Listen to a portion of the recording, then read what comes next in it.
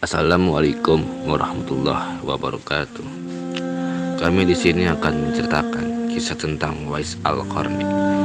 Pada saat Rasulullah Shallallahu Alaihi Wasallam berada di kota Madinah, ada seorang pemuda yang sangat menginginkan untuk bisa berjumpa dengan Rasulullah. Ialah Uwais Al-Qarni. Rasa cinta yang begitu besar terhadap Rasulullah hingga ia menempuh perjalanan yang cukup panjang dari Yaman ke Madinah untuk bisa berjumpa dengan beliau. Namun sampainya di Madinah, ia tak menjumpai Rasulullah yang saat itu tengah pergi berperang. Ia hanya bertemu dengan Aisyah, istri Nabi Muhammad, dan menitipkan salam untuk Rasulullah. Setelah itu Uwais pun pulang dengan perasaan yang sangat sedih. Ia tidak menyadari bahwa Rasulullah ada di Madinah saat sholat asar tiba. Namun sayangnya ia telah telanjur kembali ke rumahnya. Ketika Nabi Muhammad pulang dari perang, Aisyah menyampaikan bahwa Uwais Al-Qarni sempat datang dan menitipkan salam kepadanya.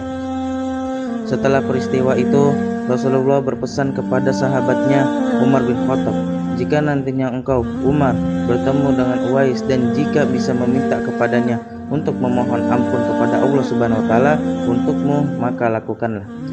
Dan sesungguhnya Uwais Al-Qarni adalah pemimpin para tabi'in sepeninggal Rasulullah SAW. Di saat Umar bin Khattab diangkat menjadi khalifah, ia bertemu dengan para jamaah haji dari Yaman. Beliau bertanya, adakah di antara warga kalian yang bernama Uwais Al-Qarni? Salah satu dari mereka berkata, kami meninggalkannya dalam keadaan miskin harta benda dan pakaiannya yang usang. Mendengar hal itu, Umar langsung berkata, celakalah kalian, sesungguhnya Rasulullah SAW pernah berpesan, jika ia bisa memohon ampunan untuk kalian, maka lakukanlah. Setiap tahun Umar selalu menanti Uwais. Hingga suatu ketika Uwais datang bersama jamaah haji dari Yaman. Dan saat itu Umar berada di sekitar mereka dan bertanya, adakah di sini yang bernama Uwais Al-Qarni?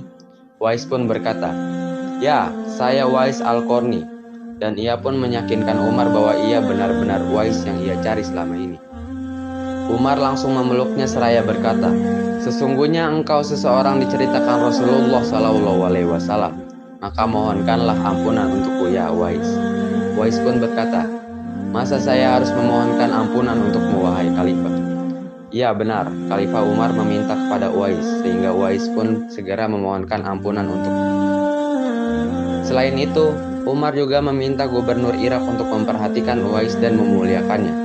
Mendengar hal itu, Uwais menolak permintaan Khalifah Umar karena tidak menginginkan untuk dimuliakan, yang ia anggap akan menghalanginya dalam beribadah.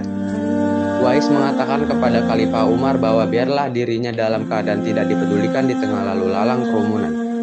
Namun, perkataan Umar tentang hadis Nabi Muhammad tetap membuat Uwais Al-Qarni terkenal. Jadi begitulah kisah teladan dari Uwais Al-Qarni. Setelah mengetahui kisah hidup seorang Uwais Al-Qarni yang luar biasa, saya sudah merangkum beberapa hikmah dan pelajaran yang bisa kita petik dari kisah tersebut. Berikut diantaranya: 1. Tidak mudah menyerah dan selalu optimis dalam menjalani hidup dalam segala tingkah. 2. Selalu bersyukur atas nikmat Allah yang telah Ia berikan. 3. Membentuk pribadi yang giat dalam berusaha atau berikhtiar. Dan yang keempat, meningkatkan kecintaan kepada Nabi Muhammad. Baiklah semua, itulah hikmah dari kisah seorang yang sangat luar biasa.